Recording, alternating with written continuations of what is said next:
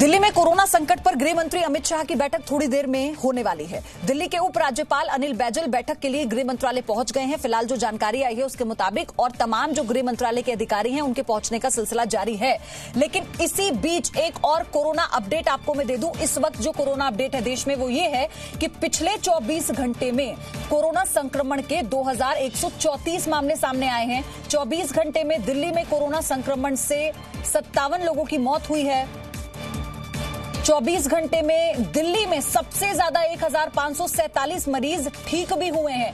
50% से ज्यादा भी पहुंचा है रिकवरी रेट। ये राहत की खबर भी आप जान लीजिए। दिल्ली में कुल कोरोना संक्रमित 38,958 हैं।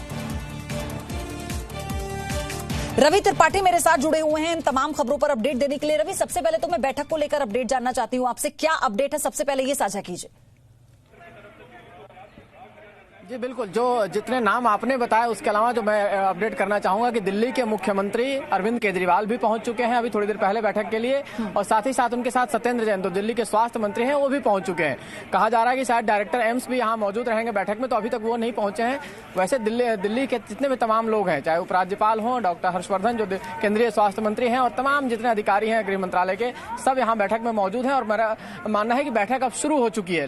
11 बजे का टाइम था, 11:05 हो चुके हैं, तो बैठक शुरू हो चुकी है। और बैठक का एजेंडा लगभग साफ है, क्लियर है कि जिस तरह से दिल्ली में लगातार केसेज बढ़ते जा रहे हैं और हर घंटे में 3 लोगों की मौत हो रही है, 90 मामले आ रहे हैं एक घंटे में, और जिस तरह से 2100 के आसपास, मतलब दिल्ली और मुंबई का आंकड़ा देखें तो लगभग बराबर का आंकड़ा चल रहा है।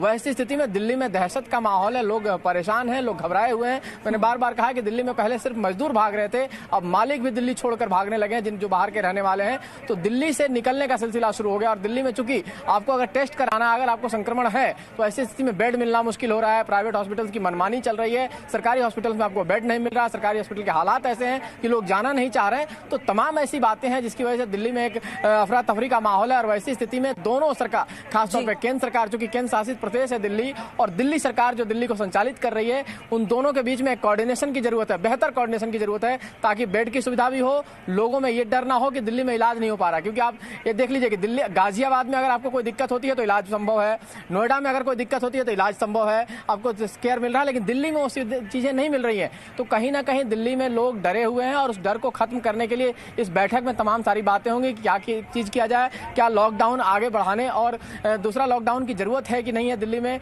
किस तरह से चीजों को आप आगे बढ़ाएं, किस तरह से सख्ती और की जाए। क्योंकि व्यापारी वर्ग भी नाराज है, व्यापारी वर्ग भी दुखी है और डरा हुआ है। वो कह रहा है कि बाजारों को बंद करना चाहिए। तो कहीं ना कहीं दिल्ली में जो डर का माहौल है, उस बीच में ये बैठक सबसे अहम मानी जा रही है। और इस बैठक में सिर्फ यही बैठक नहीं है, मैं आपको बता दूं कि 11 बजे ये बैठक है, और इसके बाद शाम 5 बजे एक और बैठक होगी जिसमें तमाम ये लोग रहेंगे मौजूद जितने अभी बैठक में हैं। और इसके अलावा जितने भी एमसीडी के मेयर हैं और एमसीडी के अधिकारी हैं, जितने भी होंगे, जो कमिश्नर्स होंगे तीनों में एमसीडी के, वो भी यहाँ मौजूद रहेंगे। क्योंकि लोकल लेवल पे काम करने का काम एमसीडी का है, उसके बाद दिल्ली सरकार है, उसके बाद केंद्र सरकार है। तो अगर तीनों लेवल पर मिलकर भी दिल्ली में लोगों को सुविधा नहीं मिल पा रही और दिल्ली में डर है, इसका मतलब कहीं ना कहीं दिल्ली में कोऑर्डिनेशन का अभाव है। उसी कोऑर्डिनेशन को बनाने के लिए आज ये दोनों बैठक की जा रही है। रवि, उसी कोऑर्डिनेशन के अभाव को हमने देखा भी था दिल्ली सरकार के बीच में और एमसीडी के बीच में। बहरहाल, लेकिन अभी हमने दर्शकों को बताया था कि 30 कोविड अस्पताल ऐसे हैं दिल्ली में जहां पर अब वेंटिलेटर खाली ही नहीं बचे हैं, और लगभग 200 वेंटिलेटर्स ही बचे हैं अगर पूरी ओवरऑल दिल्ली के अस्पतालों की बात की जाए तो।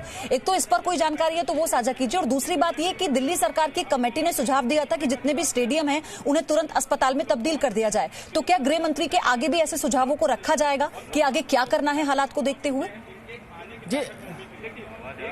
जी बिल्कुल, देखिए तमाम वो बातें जो केजरीवाल कह रहे हैं आज की डेट में, पब्लिक से भी किया है और जो मीटिंग में भी रखा है, उन सारी बातों पर यहाँ जिक्र होगा कि आखिर किस तरह से, क्योंकि आपके पास बेड हॉस्पिटल्स में नहीं है, सरकार मान रही है कि उसका वेंटिलेटर की कमी है, प्राइवेट हॉस्पिटल्स लगातार मना कर 70% प्राइवेट हॉस्पिटल्स के जो बेड हैं वो फुल हो चुके हैं।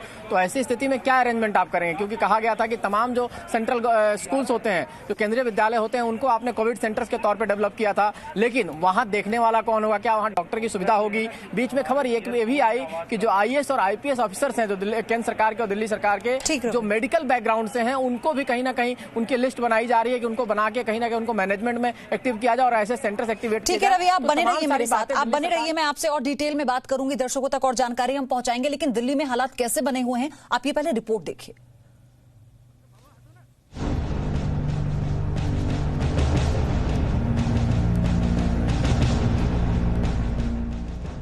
दिल्ली में कोरोना के खिलाफ आर पार की लड़ाई।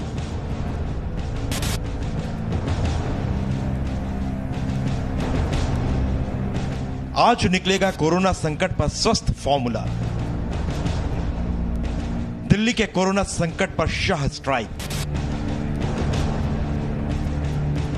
कोरोना के चक्रव्यूह में घिरी देश की राजधानी दिल्ली को बाहर निकालने के लिए अब प्रधानमंत्री मोदी और गृह मंत्री अमित शाह एक्शन में हैं।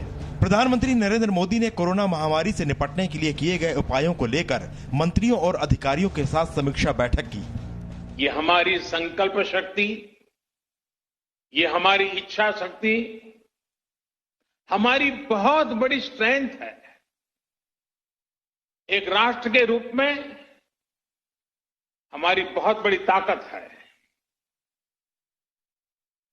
मुसीबत की दवाई, मुसीबत की एक ही दवाई है, मुसीबत की दवाई मजबूती है। पिछले 24 घंटे में दिल्ली में कोरोना के 2134 नए मामले मिले हैं, यानी हर घंटे करीब 90 केस सामने आ रहे हैं। वहीं 24 घंटों में रिकॉर्ड 57 लोगों की मौत हो गई है, यानी हर घंटे करीब 3 लोगों की मौत हो रही है, जबकि 24 घंटों में 1547 मरीज ठीक हुए। कोरोना संक्रमण दिल्ली में तेजी से फैल रहा है। कोरोना संक्रमण को लेकर आम आदमी पार्टी ने केंद्रीय स्वास्थ्य मंत्री हर्षवर्धन को चिट्ठी लिखकर आईसीएमआर टेस्टिंग गाइडलाइंस में बदलाव की मांग की है।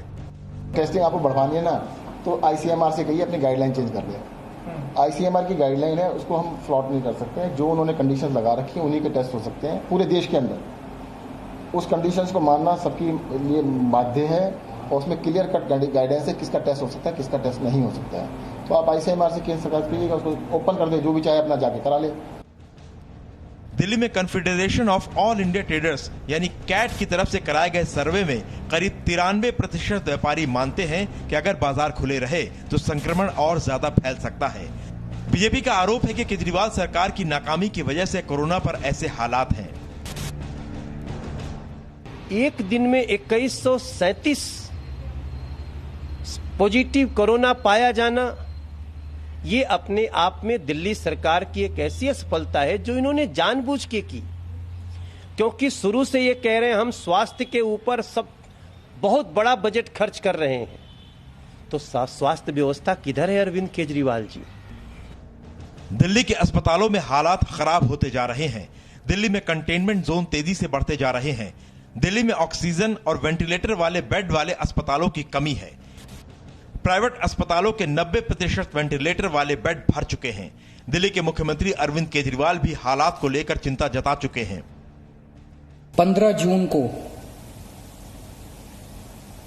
उम्मीद है कि 44,000 केस हो जाएंगे, जो आज 31,000 केस हैं। ऐसा अनुमान है कि 15 जून तक 44,000 केस हो जाएंगे। 30 जून तक 1 लाख केस हो जाएंगे। 15 जुलाई तक 2.25 लाख केस हो जाएंगे और 31 जुलाई तक लगभग 5,32,000 केस हो जाएंगे दिल्ली में। दिल्ली में हालात ये है कि पश्चिम विहार के एक हाउसिंग सोसाइटी ने खुद ही ऑक्सीजन सिलेंडर खरीद डाले। दिल्ली के पश्चिम विहार की हाउसिंग सोसाइटी ने 3 ऑक्सीजन मशीन खरीदी है। तो हमें किसी ने बताया कि आप इसमें एक नया इनिशिएटिव कदम उठाएं, फेडरेशन की तरफ से, सोसाइटी की तरफ से चलाएं कि आप ऑक्सीजन मशीन लें। और हमने जब ये फैसला लिया, हमने 3 ऑक्सीजन मशीन खरीदी जो हम फ्री ऑफ कॉस्ट लोगों को प्रोवाइड करवा रहे हैं। ऑक्सीजन कम होने के बावजूद जब हॉस्पिटल के अंदर जगह ना मिलती तो हम ऑक्सीजन को प्रोवाइड करवाते हैं और लोगों की जान बचा रहे हैं इससे हम। अस्पतालों में हालात की गंभीरता का अंदाजा आप इस बात से लगा सकते हैं कि दिल्ली हाईकोर्ट को दखल देना पड़ा है। हाईकोर्ट ने दिल्ली सरकार को अस्पतालों में कोरोना मरीज के लिए बेड्स और वेंटिलेटर बढ़ाने को कहा है। जी न्यूज मानता है कि कोरोना से डरिए मत, उससे लड़ने के लिए खुद को मजबूत बनाइए। इसीलिए जागरूक बनिए, इम्यूनिटी बढ़ाइए और कोरोना को हराइए। ब्यूरो रिपोर्ट, जी मीडिया। रवि, हालात क्या हैं दिल्ली के तो पूरा देश जानता है, लेकिन Presenting B News app available on Google Play and App Store. Download it now.